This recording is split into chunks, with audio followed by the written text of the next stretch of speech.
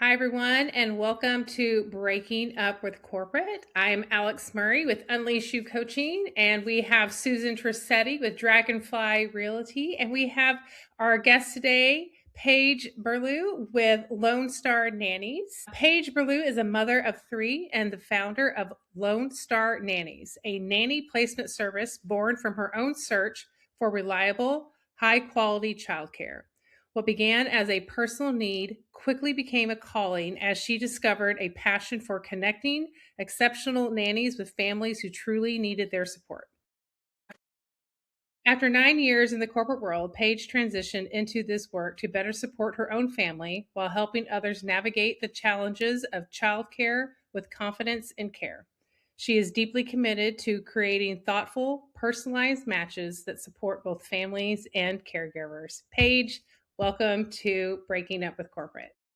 Thanks for having me. Happy to be here. Yes. So usually we kind of get it kicked off by you telling us where you got started in your career, and then we'll kind of journey on into Lone Star Nannies. So tell us about your first 9 years in corporate. Yeah. So I got my first job right out of college, kind of typical college career fair connections from people I had met in college that were like, hey, you should apply with this company. I did, got the job, and I was in alcohol sales for 9 years. So I started out on the distributor side and calling on retail accounts, never had the holidays off, was working all the time to kind of climb that ladder and launch my career.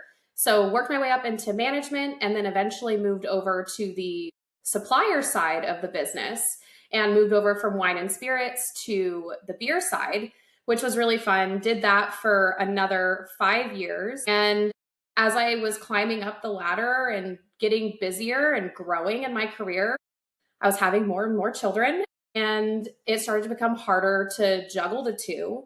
And I think a lot of moms can relate that you all of a sudden start feeling this kind of pull of I'm not doing either one of these things really well. I feel like I'm just keeping my head above water. And so that is when I kind of decided to make the change. So when you mentioned that you went straight from college into this 9 year stint with working in alcohol sales, Mhm. moving up the ladder, is that something you always knew that you wanted to do, or was it just the kind of the first job you landed, or? I always knew I wanted to be in some sort of sales role. My dad was always in sales. I had an older brother in sales. And then another brother who's 2 years older than me, he went into sales as well and just loved kind of the flexibility. And they both loved what they were doing. We're all very similar people. So sales was kind of always the track that I had planned to go on. Just wasn't sure what I was going to be selling. So if I heard you correctly, as you're moving along, you had some kiddos, and the transition of having the kiddos, working a full time job in corporate became difficult. Can you tell us a little bit more about that? Or was there anything else that made working in corporate difficult too? Yeah, so when I had my first, it was definitely a surprise. My husband and I had not been expecting to have children that early on. And it was actually really funny because for me, I was having a total meltdown at first. I'm like, oh my gosh, this is gonna be a big change. I wasn't ready for this. And my husband's like, wow, I'm gonna be a dad. He was kind of more excited than I was at first. And I was like, okay, I'm glad you're having that reaction because I'm thinking about, where I'm at in my career and how was not what I was planning for. But, whenever you try to make plans, God just laughs at them, right? So I was kind of freaking out for a little bit. And the company I was working for had come to me with this travel position, which was going to be, traveling 5 days out of the week, every single week. It was the job I had kind of been wanting to have. And so in that moment, I'm like, okay, I know that I'm expecting, they don't know. And then having to basically tell them there right on the spot, like, I can't go for this job. I'm sorry. I know for like the last 2 years, I've been saying this is what I want to do, but there's been an unexpected life change and really got into it. And I think that really threw a big curveball in the company I was working for at the time. So I think that was my first time almost seeing that, like, when you're expecting to have kids, how it really can change the trajectory of your plans at work. So that was kind of the big moment when I realized, oh, this might actually be much more complicated than I thought it was going to be. So that was definitely a very hard thing to do because I had been wanting that job. And now all of a sudden I'm going, there is absolutely no way. Like, I cannot be traveling with a newborn 5 days a week, every single week. So Yeah. Well, did you feel like that was more, or maybe it's both, like a decision you had to make for yourself personally, or was it also support from corporate that you didn't think you could get from, if you had a newborn and with all the traveling? yeah, I think for me it was something where I really made that decision. It wasn't necessarily them making it for me, but I think had they known at the time, they probably would have sat me down and been like, you need to really think about this. But I didn't need to. I was going, there's just no way. I can't imagine trying to get out of the kind of postpartum period and breastfeeding and doing all that and being gone like that. There's just, to me, it felt impossible. There was just no way. So would they have, if you wanted to stay, would they have maybe found a different position for you? You probably wouldn't have been as satisfied because you liked the sales piece, but was there ever an option for you to stay with the company, but maybe do something else? Or you were just set on, I really want to get out of this? So it wasn't the company that I wanted to get out of, but I think they had always seen me on a certain path.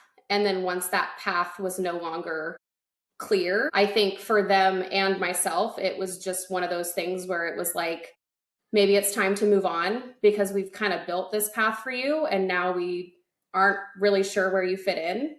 And so that was when I made the decision to move over to the beer side of the business and do something that maybe worked a little bit better for my family, but kept me in the industry. And it was such a blessing in disguise. It was one of those things where you were like, wow, I mean, this other company was meant to fall in my lap. They were so family friendly. I felt like being a mom at that company was so easy, where I didn't feel that way at my previous company. So I think having that support and going into a company already with children and them knowing that, just really, they were very supportive. And it changed kind of my outlook of, okay, I think I can actually continue to pursue my career and be a mom.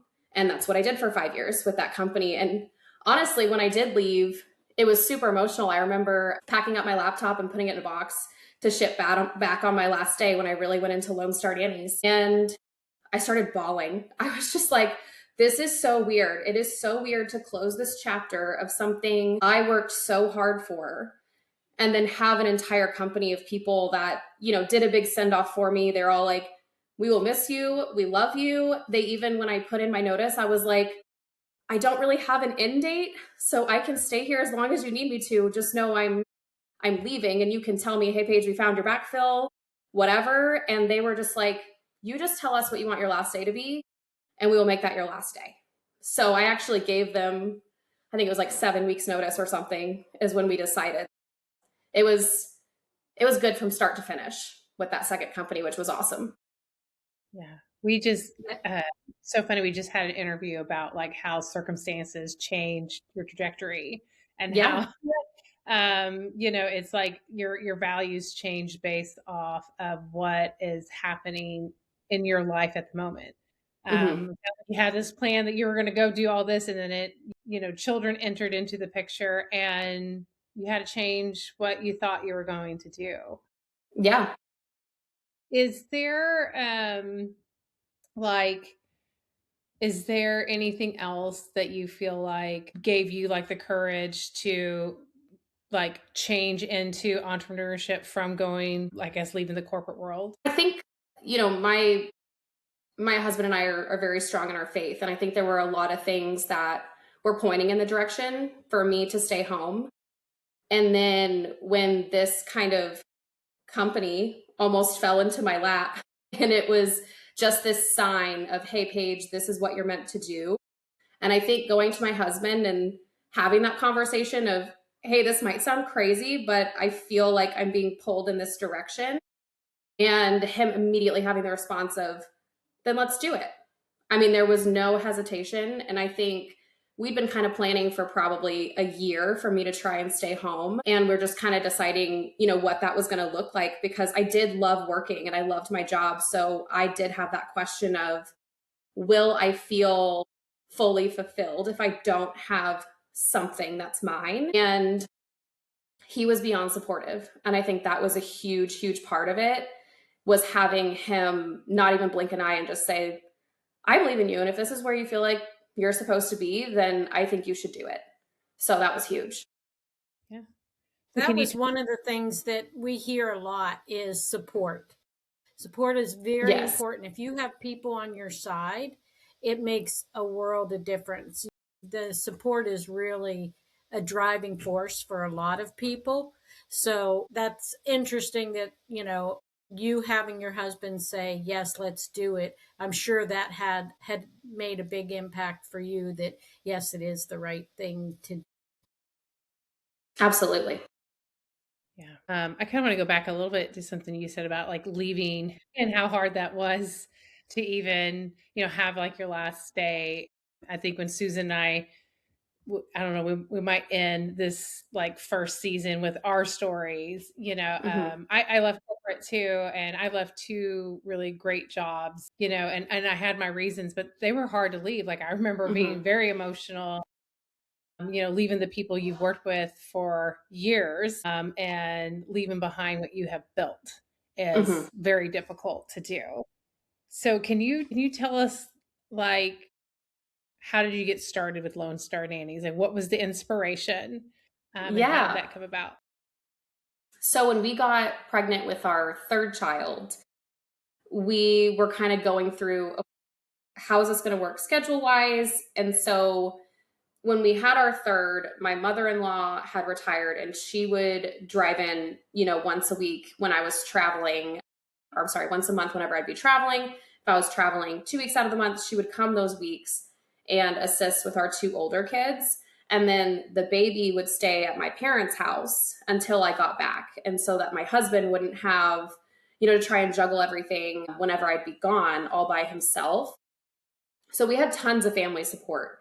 And even with all of that support, it felt really heavy to put that on my parents, have her do that. And as much as they were all like, we love your kids, we would do anything for them, we just want to help you guys, and they were incredibly supportive, it still just felt like a lot.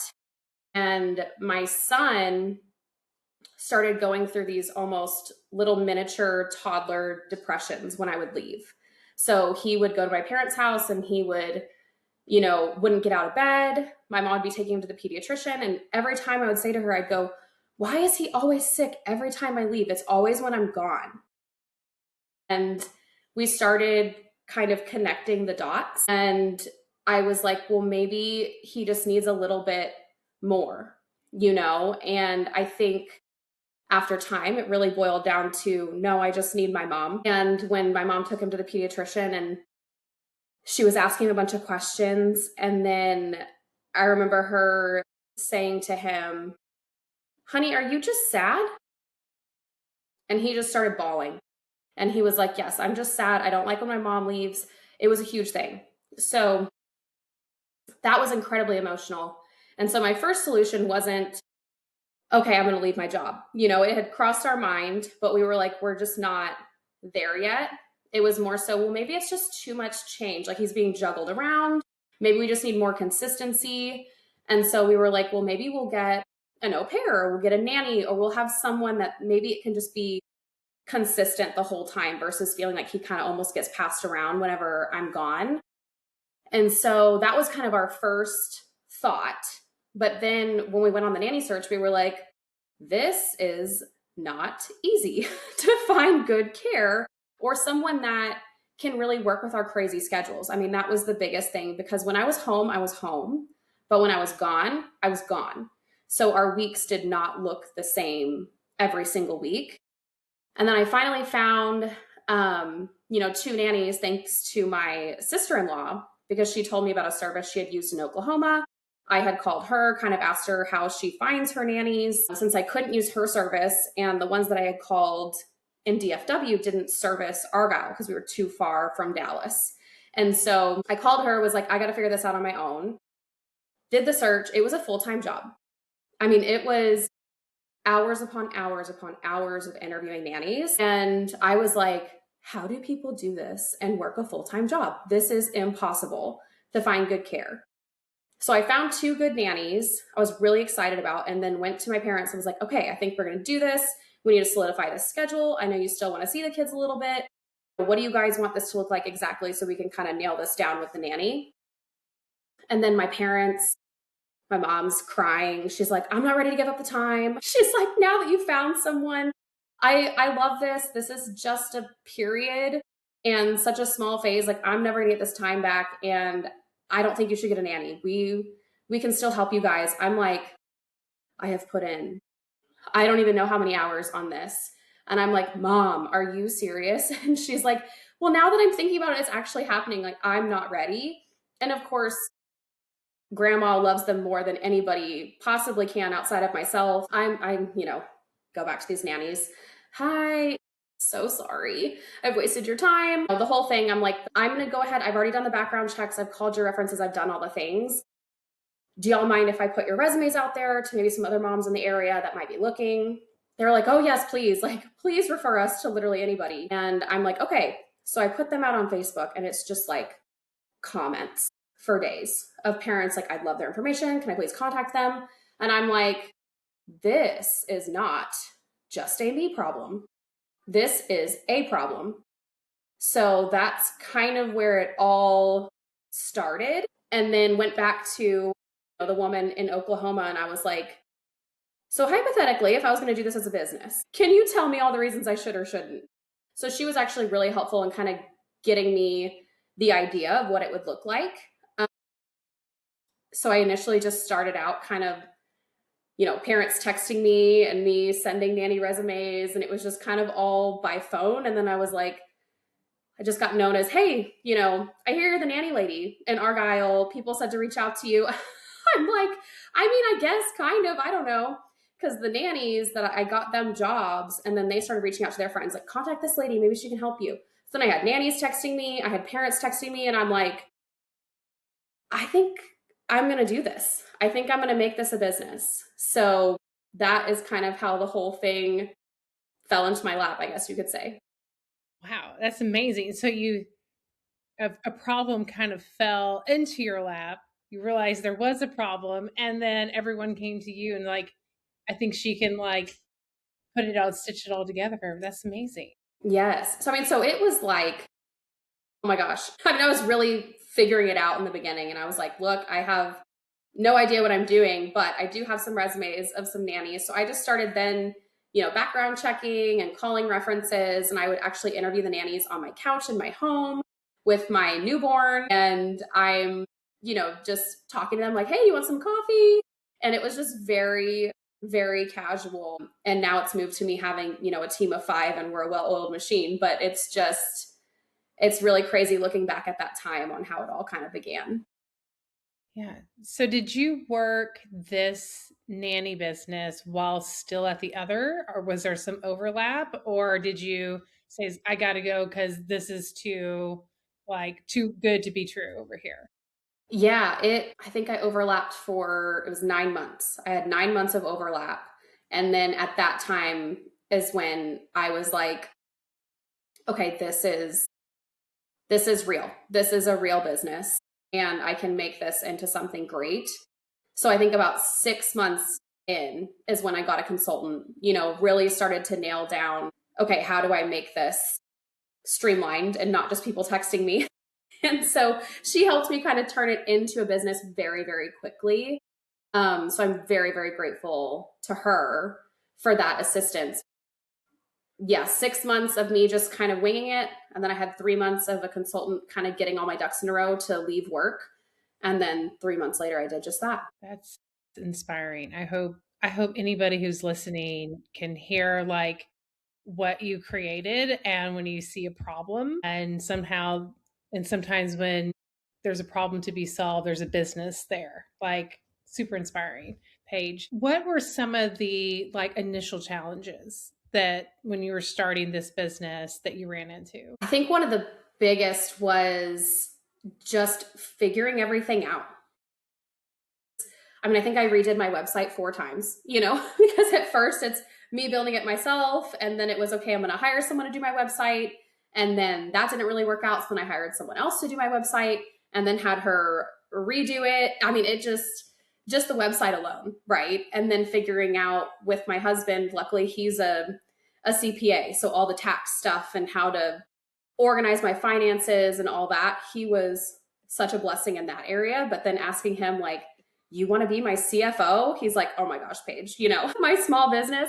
So he was really doing all of that in the background and getting all that together, which was really helpful. But both of us just kind of fumbling through, he's like, oh, I do this stuff for billion-dollar companies, but now I got to do it on a much smaller scale for you.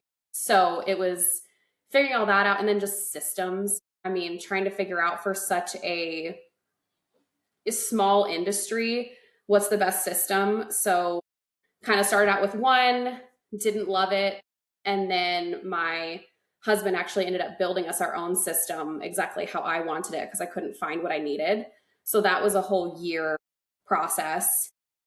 So I think finally getting to a point where I felt like I knew what I was doing and felt really good about it on my day-to-day, like getting all the processes together and even being able to make that first hire when I was clearly drowning and trusting someone else with something you've worked so hard for. I mean, all of that just kind of combined. And then you make your first hire and you're like, oh, this is incredible. From there was easily able to expand, but it was just kind of everything, right? And then adjusting, I mean, as far as leaving every other week and then all of a sudden being home all the time and kind of taking on the full load at home and then starting a business, it was a big kind of shift, I think, for me in general of just like what my day-to-day looked like from what I had done for the last 9 years. So there was just a lot going on there. Yeah. How would you describe like how you found the balance, or maybe you're still working on it, but how did you find that balance of all of a sudden, taking on all the hats of, starting this company, now you're working at home, everyone's home, right? How did you navigate all that? I mean, I think we're always learning, right? I feel like sometimes I'm still trying to figure it out. And I think in the beginning, it was hard too to figure out, okay, what is the amount of time that my parents really want to have the kids? And, because for my mom, she's someone that would never say no. If I asked her for 5 days a week full time, she would tell me yes. And so kind of getting that out of her, like, what do you want?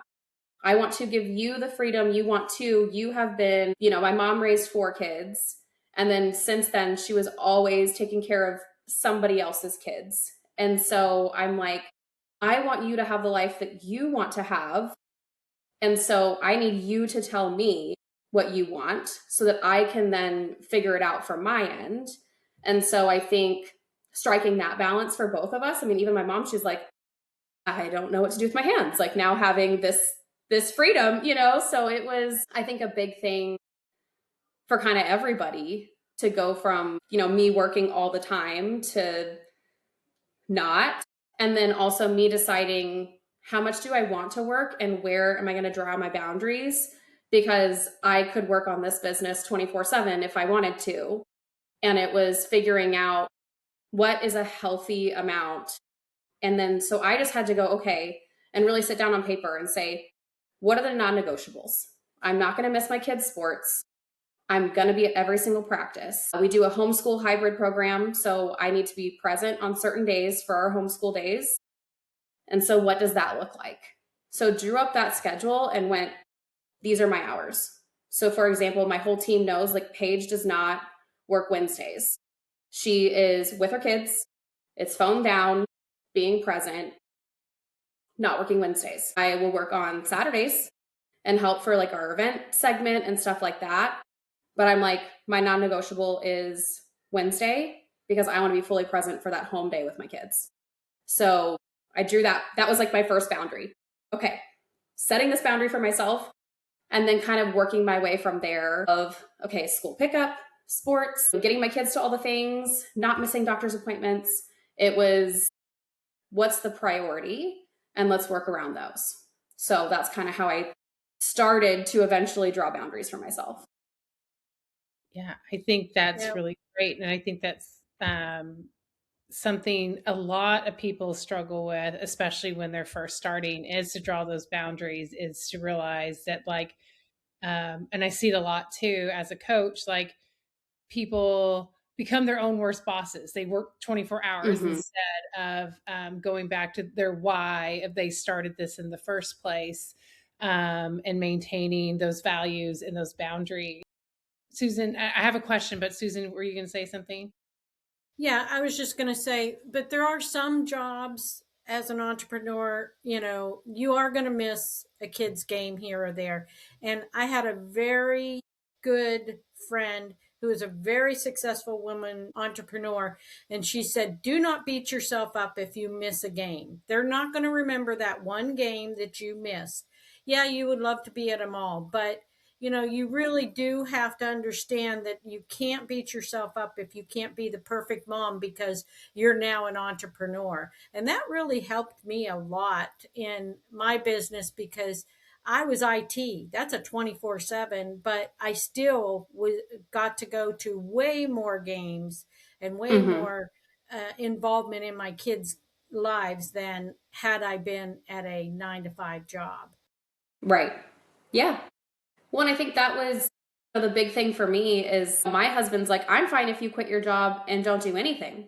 Like, I just want to make sure that, you're happy with your parental involvement. Like, I don't want you to ever look back and be like, I wish I would have been at this. I wish I hadn't missed this. I mean, I don't think anyone looks back and says, like, I wish I would have worked more. And so it was one of those things where he was really supportive. And it was like, hey, Paige, if you're making this amount every month to cover school and sports, that's why we started this business. That was it.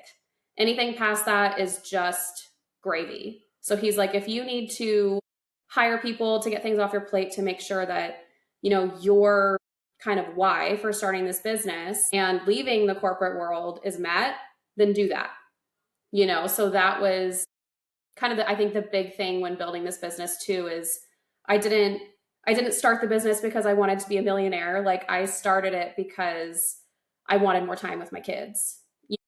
And so I think always bringing it back to that. And so I think it's important to go, okay, why did I start this business? What is it that's important to me? And everybody's reason for starting is very different. And I think because of, my reason being I want that time with my kids and I don't want to miss these moments because it makes me really sad. That had to be the priority. And so that's what I've done, but also recognize that my business is completely from, a laptop and placing people in homes. I don't have to physically be in all the places. So even if it's, hey, Paige, can you take this emergency call? I'm like, yes, I just need to do it. I have this 1 hour that I can't do it, but all the other times available, so making sure I really work around those things. And I'm sure there's a lot of moms that are thinking the same way you are. And that would make me think, oh, I got to find a job like Paige's job because she can actually do everything we all want to do. So I think that's great that you keep with your why. We've heard a lot of people talk about the why. And Right. it's just always interesting to us that everybody has a lot of the same story. The why comes up, the wanting to be more involved with the family. A lot of these things, they resonate across multiple entrepreneurs. And I think it's great that you have that ability to get to do everything. But if you got one time you're sick, it's okay. Yeah. Yeah, right. Well, and I think the beauty of what I do, which is not necessarily the case for every entrepreneur, is that all of my clients are parents. And so if I'm on the phone and I'm like, hey, if you hear my 7-year-old in the background saying whatever or crying, it's because he's homesick for the day. They're like, oh yeah, no problem. Or half the time the people we're on the phone with have crying babies in the background. So it's people who can relate. So anytime, even for my team, if they're like, oh my gosh, I have all these calls and my daughter's going to be home, I'm like, well, just tell them.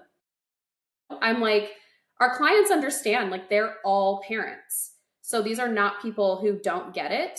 And I think that's a really big blessing, since my entire team is moms, is that everyone we talk to understands. You know, if something comes up, I mean, even today, with it being a snow day, you know, one of the girls on my team, I'm like, hey, for all of your calls, just right up front, hey, I'm sure you're in the same position. My kids are home today. So if you hear anything or they come ask me a question, like, don't be surprised, you know? So I think we are afforded that kind of mutual understanding with all of our clients when things do happen, which is also another reason why, you know, this fit really well with kind of my personality and my goals, because we're expecting our fourth right now. And I know, hey, you know, at some point in this business, I'm going to have a crying baby in the background. That is going to happen, but it's going to be okay because most of my clients do too. So, you know, that's definitely a big blessing with what I do.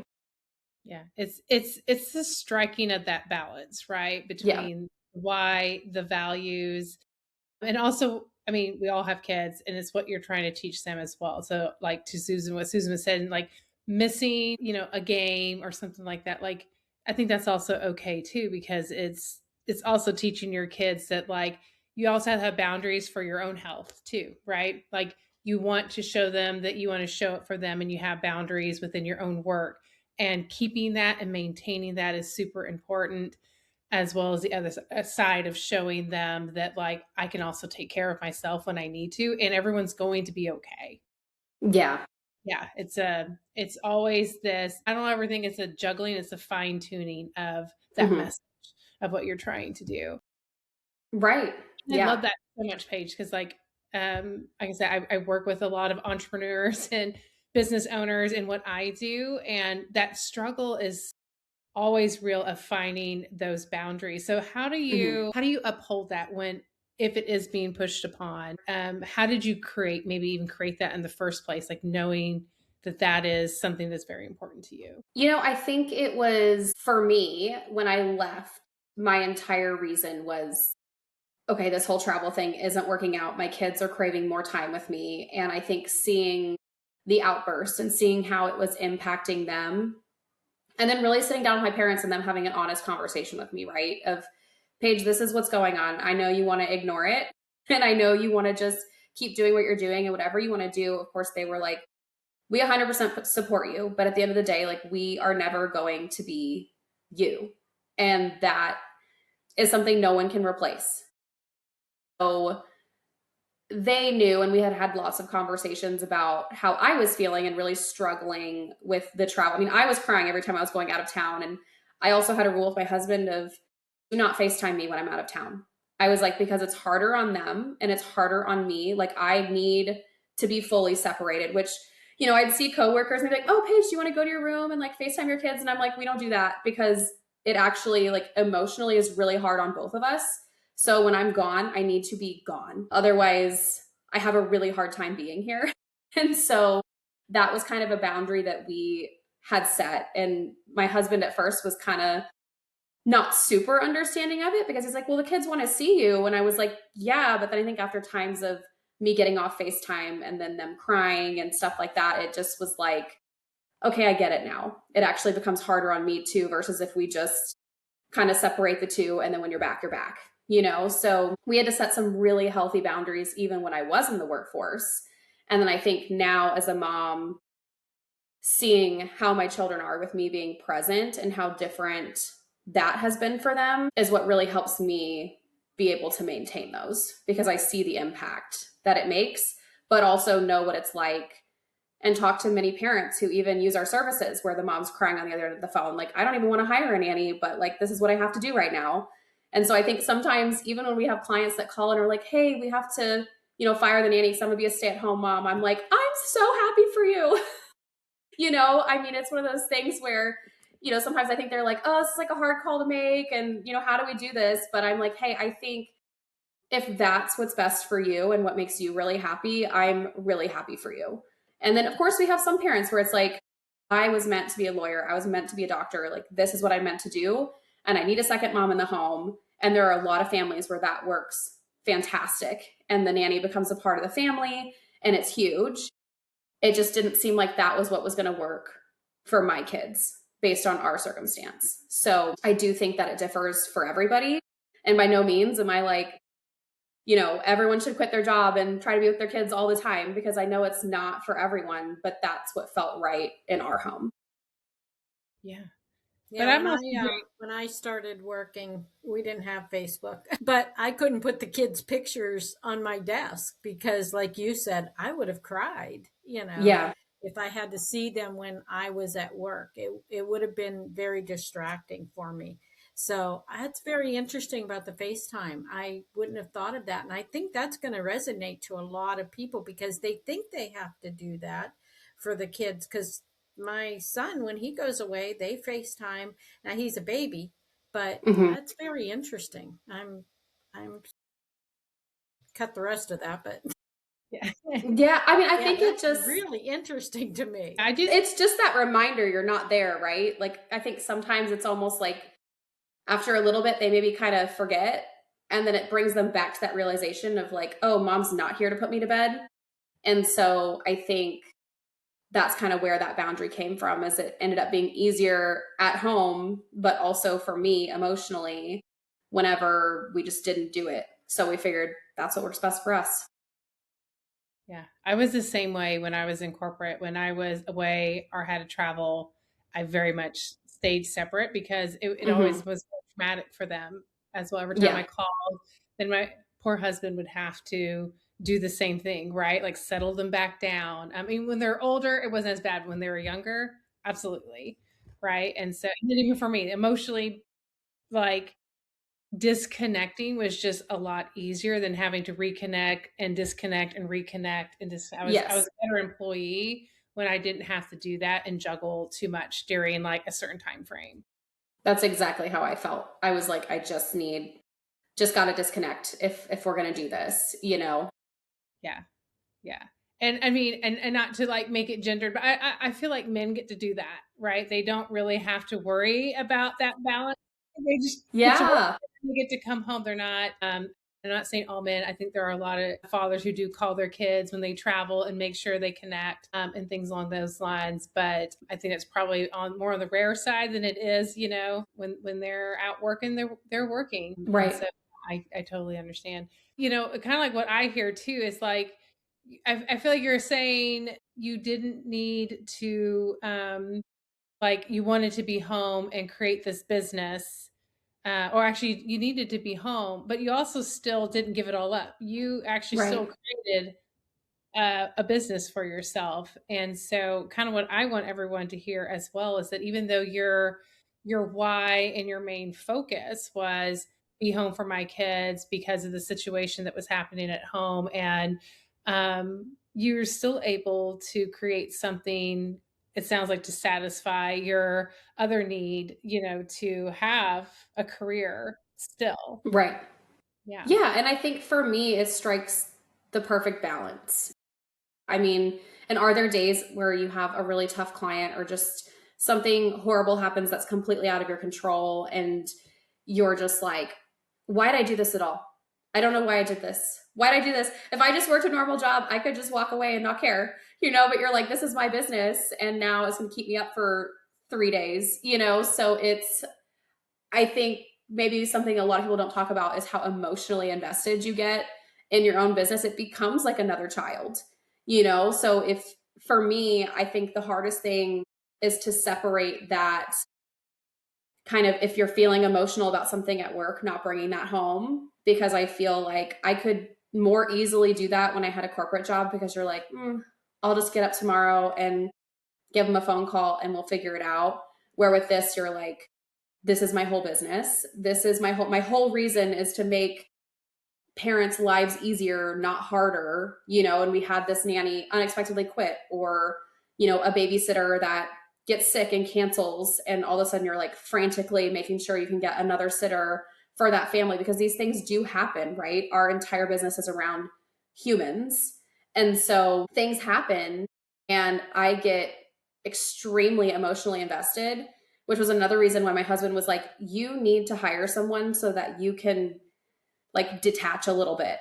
He goes, because you get so invested in these clients that you're like, want to go to their house and give them a hug.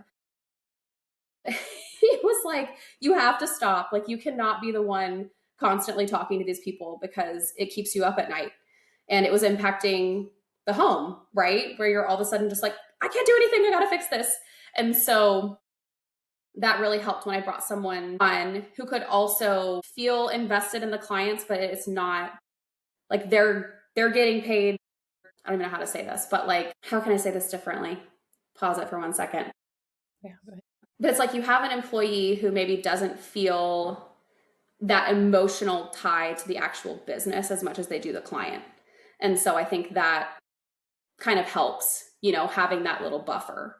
And then I can just kind of step in for emergencies, which is helpful. Yeah. Yeah.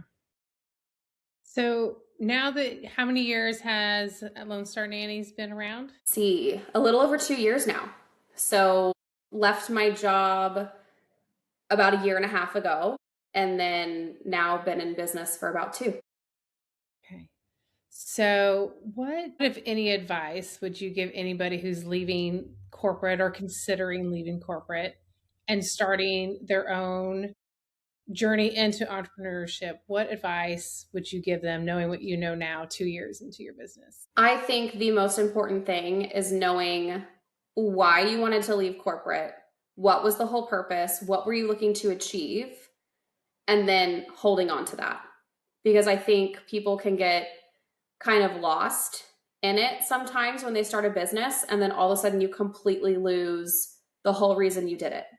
And all of a sudden those things that were supposed to be really important to you, you start to get in that, oh, I was actually working 40 hours a week with corporate and now I'm working 90 hours a week having my own business.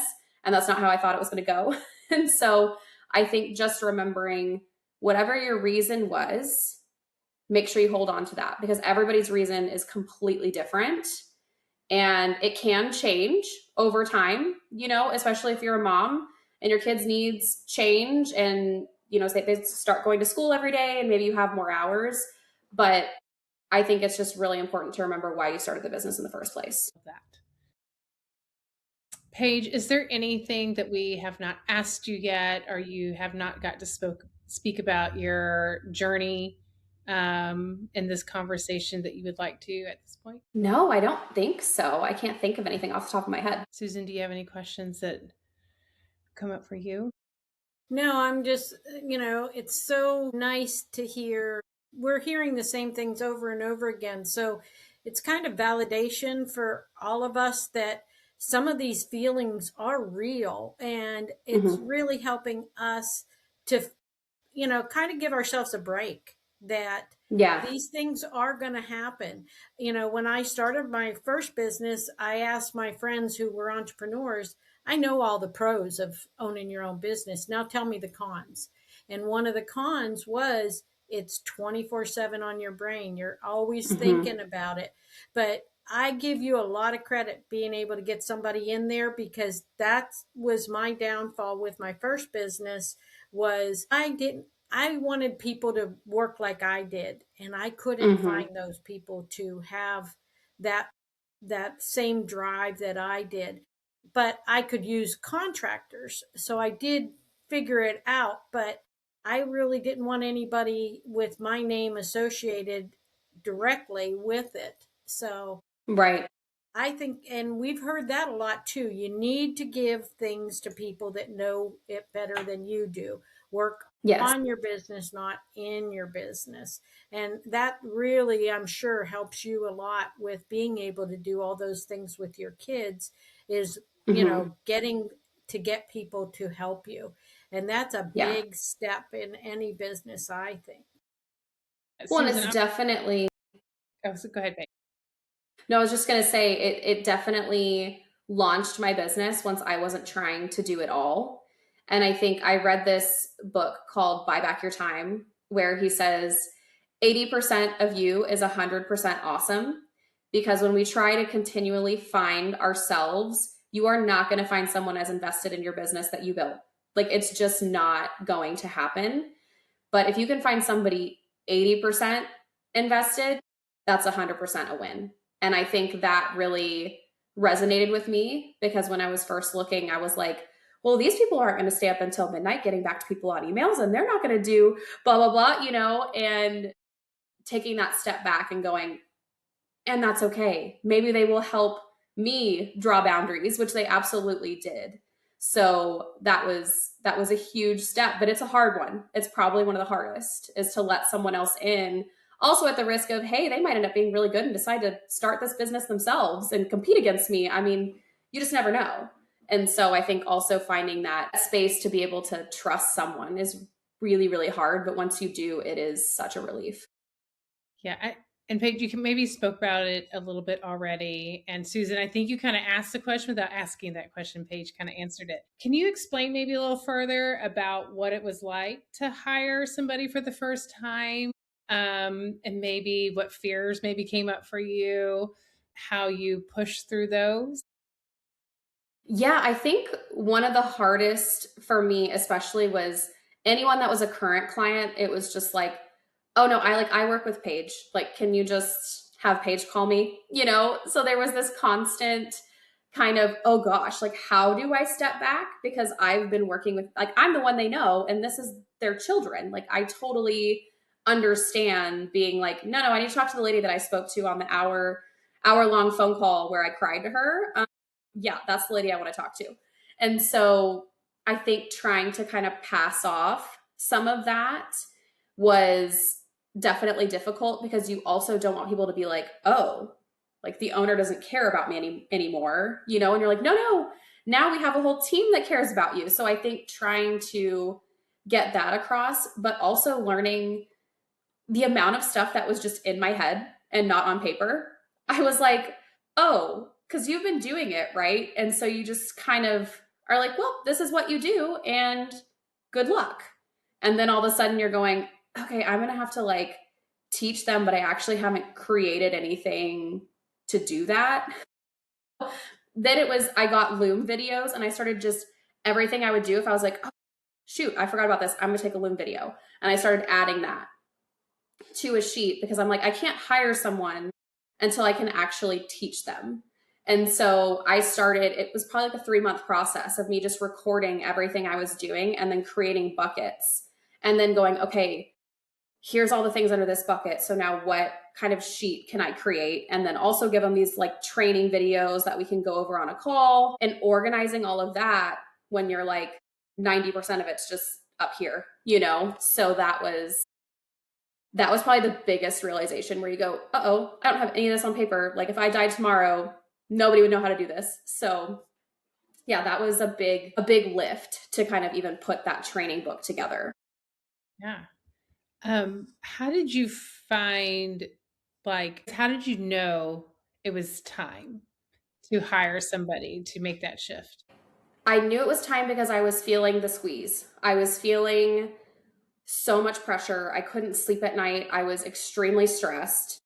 All of a sudden, that was coming out in my home, and I was staying up until 1 a.m. getting back to emails, and I was just super stressed. And I was like, there are not enough hours in the day. And so I would still draw those boundaries of, okay, I'm going to spend this time with my kids, but I felt like it wasn't quality time.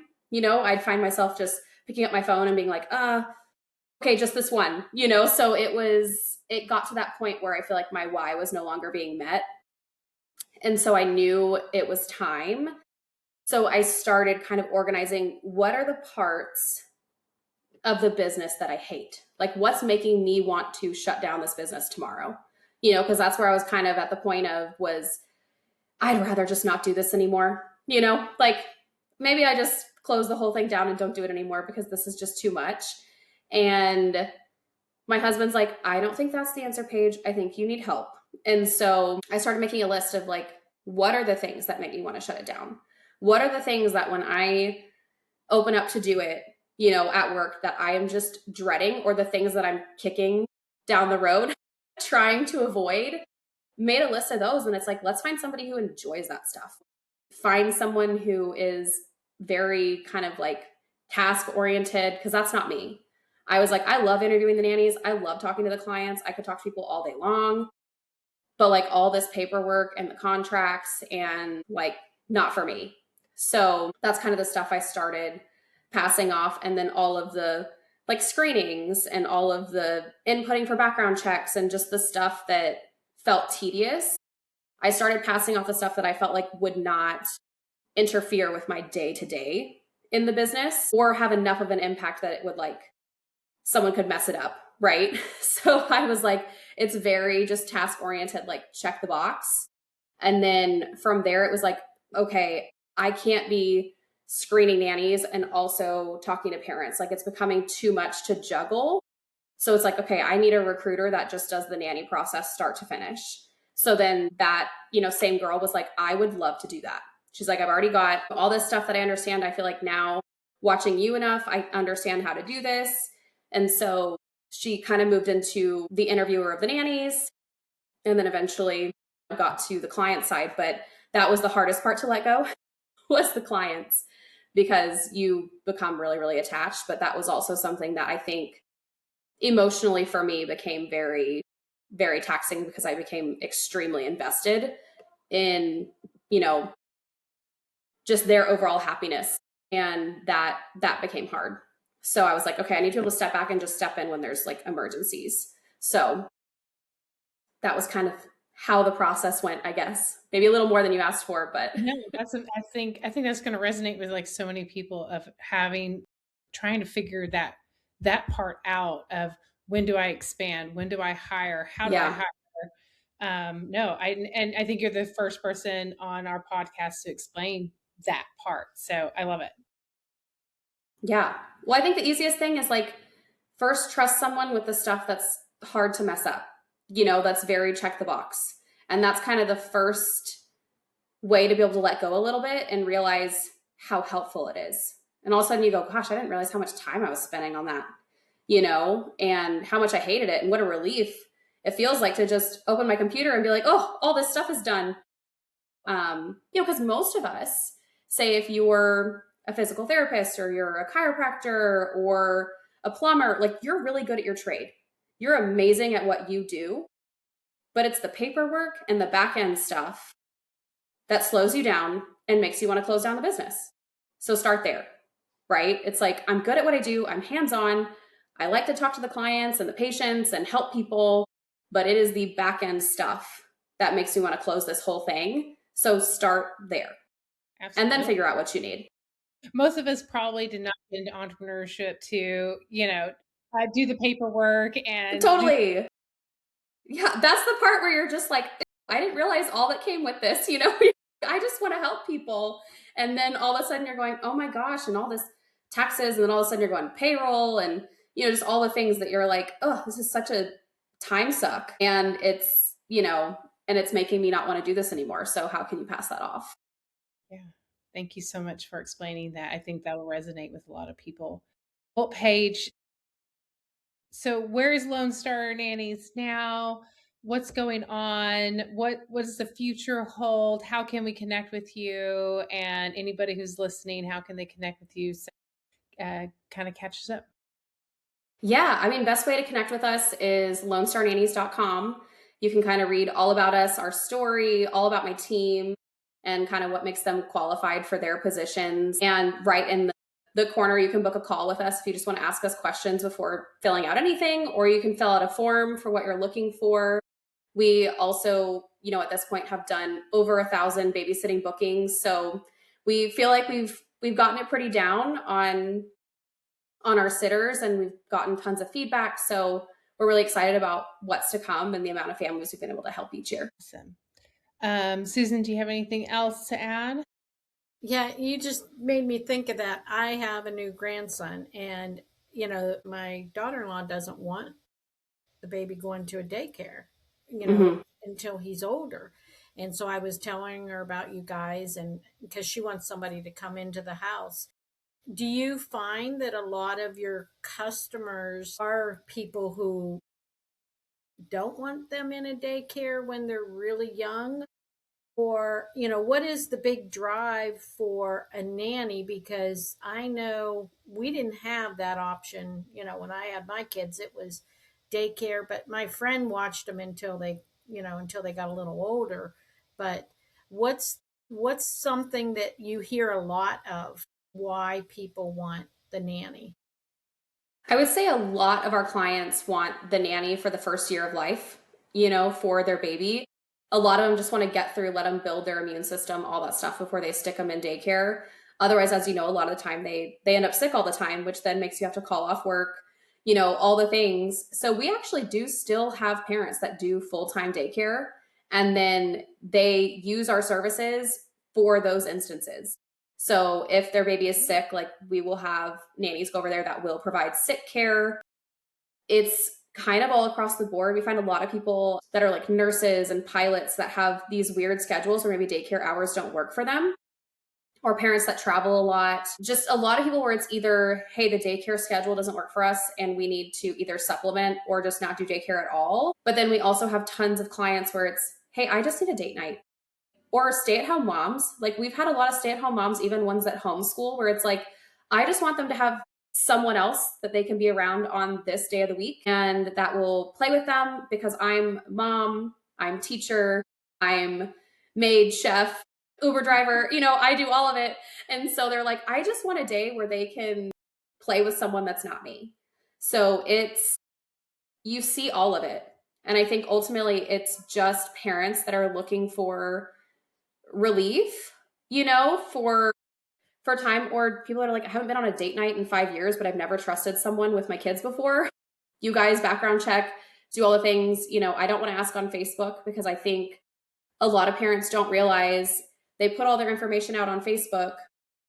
They say, hey, can someone come care for our children from this time to this time on Thursday, whatever. And anyone who's on there with bad intentions can look up their address on Denton Cat and know their kids are at home with some random person they found a day ago on Facebook, right? So a lot of our clients are just people that are like, I don't want to put our family in that situation. Like we kind of want a more private way to look for care, and tons of transplants, people that don't have that family support. And yeah, it's just really parents that need help, whether it's full-time or just a date night. We kind of do all of it. Yeah, so that's good to know. I wasn't even thinking of the off schedules. That's key because you're right. Daycares are a certain amount of time. And like I said, they do get sick, and you need them to get sick and get the immune before kindergarten, but you don't need them sick in the first year. So that's Right. kind of their thinking is, we don't want them sick in the first year. Right. So I'd say a ton of our like full-time nannies are babies. And then sometimes they just end up having them until kindergarten, even if it's, hey, they go to school 2 days a week. They then find other ways to kind of keep the nanny on full time to help around the house. Like, ooh, will you help with laundry? Will you now help with meal prep? Will you help pack their lunches? It's finding different ways to be able to kind of keep them on board with your family. So, we have some families now that are going on over 2 years, with the nannies we placed forever ago. So I think it's fun to watch those relationships kind of change over time as their families, some grow, right? They have more kids, and then the kids getting older and seeing how those schedules and them coming to us of like, how do I make sure that she's still happy, even though my child is now going into pre-K or kindergarten, because we're planning to have more kids and we don't want to lose her, so we have help families also just navigate that relationship and what keeps a nanny on board with your family. Very cool. Well, Paige, you're our first one that hit over an hour. I was like, sorry. I could have listened to you, but I could have listened to you all day. I know Alex can cut this out, but you're our first person that went over an hour. But I was like, because I have the new grandbaby, and Alex is going to get rid of all this. I'm like really interested in, all of your services, Susan, you're going to have to book a one-on-one with Paige. Yeah. Well, it's such a different, like what some people say to me all the time is like, what you do is so different. Like, it's just this crazy concept, of helping people find childcare. And you're like, yeah. And you don't realize how big and how much it's needed. It's crazy until like now I've really gotten into this and I'm like, oh my gosh, like we're drowning. So, now it's to the point where we're like, okay, certain things we have to, like, if we don't feel like nannies are going to be attracted to it, we just turn the job away. Yeah. It's been fun over time to watch it evolve for sure. Yeah. Well, Paige, thank you so much for being on our podcast today. And we will make sure that all of your links are in the show notes below. And when we post on social media, they'll also be there. So we couldn't thank you enough. I think everything that you shared, I can only imagine are going to resonate with a lot of people. So we really appreciate your time today. Yeah, of course. And if y'all have any listeners that are like, can I talk to that Paige girl? Like, please feel free to call our business line and just ask for Paige, because I'm always happy to talk to female entrepreneurs. It's exciting, challenging, but fun at the same time. Yeah, appreciate it. Thank you so much. Of course. Thank you for your time. This is the beginning of your next chapter. Thanks for listening to Breaking Up with Corporate. Be sure to subscribe and share this episode with someone who needs to hear it. Until then, remember, you don't have to do this alone.